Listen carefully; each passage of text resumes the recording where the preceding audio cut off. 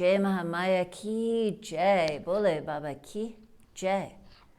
So if you remember in our last discourse, we began the Chandi Path, or the 700 oblations to Mother Durga, the Saptasati, Durga Saptasati. And it's set in a story, and it begins with a king called the King of Good Thoughts, who ruled very wisely over the earth, and how in time he was conquered by the destroyers of worship. And so he moved back to his kingdom and let them take over the earth. And in time they came and destroyed his kingdom as well and usurped him from his throne there, and his ministers and the people around him all betrayed him. And so he rode off on a horse into the forest. And there he found a sacred ashram with a wise and holy Muni there, a rishi, who took him in and let him stay there. As he was wandering around, he met a businessman named Samadhi, who also had been thrown out of his home by his wife and family because they were greedy, and he was more interested in samadhi. His name was Samadhi, in spiritual practice and being one with the divine. And so the greedy family threw him out and wanted to take over everything. So he also had been deposed in a sense, and they both were in the forest, and the king told him about the Muni and that he could probably stay there with them. And so they did, and yet they were both confused because here they were in a beautiful sacred place where the animals had no anonymity and everything was beautiful and quiet with great peace, and many devotees were there in meditation. But their minds were always busy, thinking about their kingdoms, thinking about their families, thinking, missing them all. And so they were confused. They went to the Rishi and said, Rishi, here our kingdoms, our people, our ministers, our families, our children have all deposed us and thrown us out of our kingdoms, and yet we think of them all the time. Help us understand what's going on. So the Muni began to tell him about Mahamaya, who is the energy of everything in this creation. And when we focus on what we want and what we need, what we think we need, we become attached to things. And when we focus on the divine, then we can just see that it's all her in her various manifestations. So the king and the businessman asked the Rishi, please tell us more about this divine mother, Mahamaya. Help us understand. And so the Rishi began a story about when Vishnu was asleep on the bed of Ananta in the middle of the big ocean after Pralaya. He was in the sleep of Yoga Nidra, which is great bliss, unified with the Divine Mother. And all of a sudden, out of his ear came two thoughts, too much and too little. And these thoughts, seeing Lord Brahma, who is sitting in the lotus of Vishnu's navel, sitting there so peacefully in meditation, they decided to have a war with him and said, come, old man, fight us. Brahma didn't want to fight them. He wanted Vishnu to, but Vishnu was in the sleep of Yoga Nidra. And so he realized that he needed to extol her and ask her, please leave Vishnu so he can fight these demons. So that's where we were. He had extolled her, and this is where we got interrupted. Hence, for this reason and for this cause, who has sufficient ability to sing your praise, O Mother? O divine goddess, you and your heavenly and bounteous manifestations have been extolled. caused the ignorance of egotism to fall upon those two thoughts of too much and too little, so difficult to understand. Please awaken the consciousness of the Master of the world, Lord Vishnu, and rouse him from sleep. Let him conquer these two great thoughts for me and bring wisdom again. The Rishi said, thus praised by the pious worshipper, Lord Brahma, the goddess of rest, in order to awaken the awareness of the supreme consciousness, Lord Vishnu, to kill too much and too little, those very devious thoughts, emerged from her dwelling in his eyes, mouth, nose, arms, chest, and heart. That immovable, imperceptible existence became visible to the creative capacity to Lord Brahma, who is born of the unmanifest. And freed by Yoga Nidra, Mahamaya, the Lord of the world, Vishnu, the causer of being, rose from his couch on the infinite ocean of being. He saw those two wicked warriors of great strength, those thoughts, too much and too little, marching forward to attack. Red-eyed with anger and ready in an instant to strike, they continued in their endeavor to first devour the creative capacity, Lord Brahma. But then the Lord who removes confusion rose and waged battle with the two.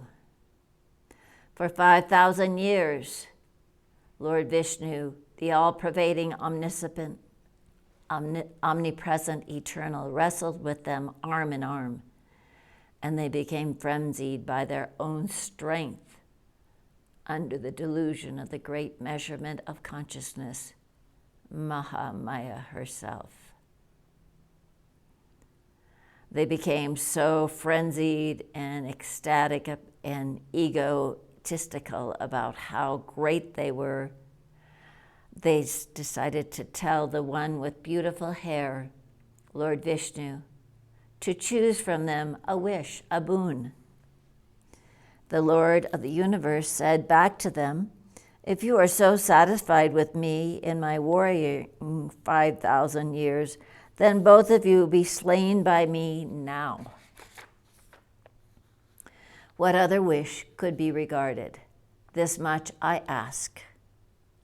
The Rishi said, thus deceived, the two thoughts saw that the entire gross world was covered with the waters of strife and the waters of desire. Seeing that, they said to the Lord with the lotus eyes, Lord Vishnu, you may conquer us, but only in a place that is not inundated by the flood of desire, which is difficult to find in this world, as we all have desires and we all think we are the doers. The Rishi said, saying, let it be so, the glorious one, Lord Vishnu, who bears the conch of vibrations, the discus of revolving time, and the club of articulation, raised the two upon his loins, and with the revolution of the time, his discus severed their head. Because once you're in the lap of the divine, in this case, Lord Vishnu, there are no desires. There is no ego. Thus praised by the creative capacity, the Divine Mother manifested herself in this story. She, with a beautiful face, the destroyer of the great ego, is seated upon the lotus of peace. In her hand she holds the rosary of alphabets, the battle axe of good actions, the club of articulation, the arrow of speech, the thunderbolt of illumination, the lotus of peace, the bow of determination, the water pot of purification, the staff of discipline, energy, the sword of worship, the shield of faith, the conch of vibrations, the veil of continuous tone, the wine cup of joy, the pike of concentration, the net of unity, and the discus of revolving time, named excellent intuitive vision, Mahalakshmi. I worship that greatest God of true wealth, Mahalakshmi. And as we go through all the various weapons that she has, these all are significant to our practices that we can use when we are deluded and overrun by the enemies of thoughts. We can use the battle axe of good actions by doing karma yoga, the club of articulation by repeating our mantra, the arrow of speech by listening to a wise discourse, the lotus of peace, the bow of determination by being determined, the staff of discipline by sitting and doing our practice, the vibration of the conch and the bell by doing our puja, the pike of concentration by concentrating on the Divine Mother, and on and on and on. So let's see what the next war, which is what happens within us when we forget the Mother, how that transpires. So in former times, the forces of peace and divinity, all the gods and goddesses, the shining ones, had a dreadful encounter with the forces of thought, which continued for a full 100 years.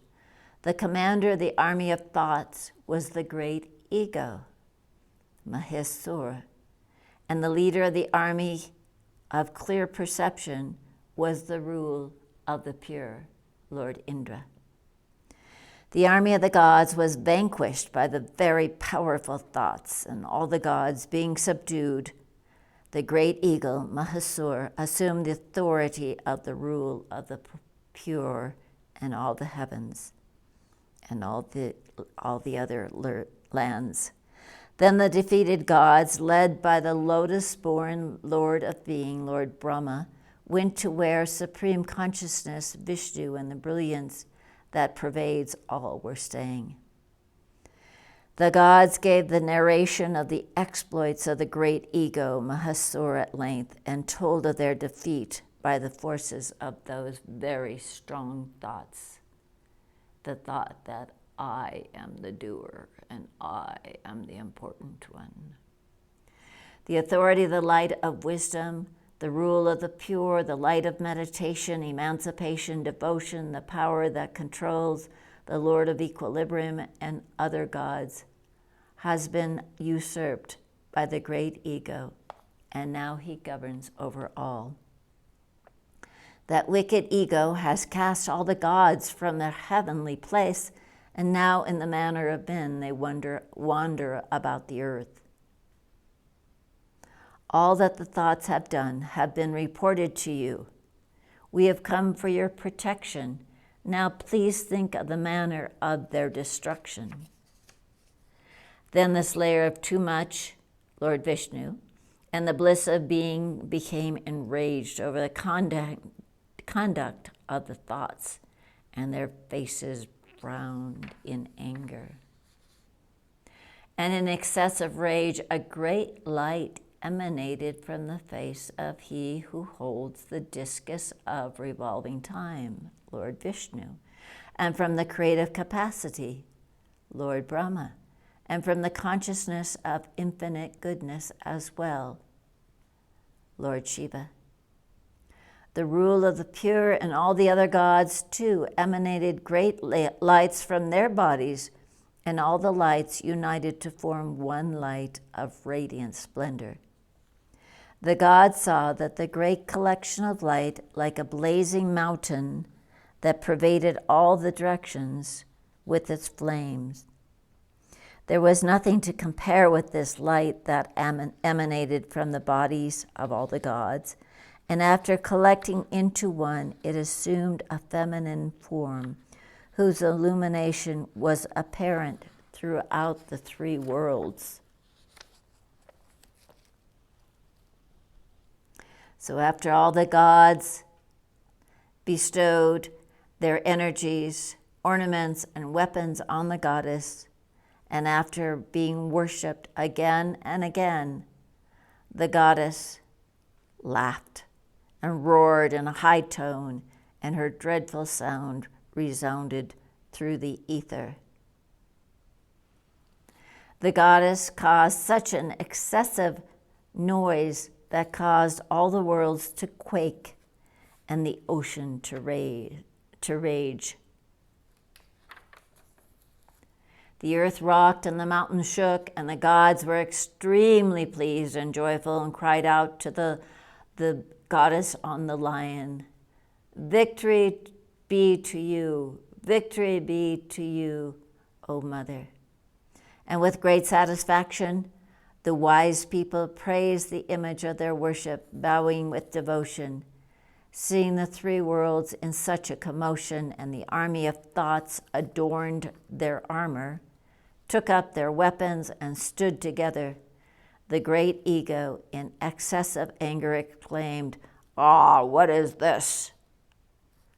And then, along with the thoughts that had assembled ready to attack, Mahesur, the great ego, ran toward that ultimate sound and saw the goddess illuminating the three worlds. Her feet stood upon the earth, and her crown touched the furthest reaches of the atmosphere. The twang of her bowstring sent fear through the 7 regions of hell. The 1,000 arms of the goddess covered all the directions, and then began the battle between the goddess and the thoughts and the great ego. And we'll reconvene again with the rest of that story. So Jai Mahamaya ki Jai, Mother Chandi Mata ki Jai, Ma Lakshmi Mata ki Jai, Bole Baba ki Jai.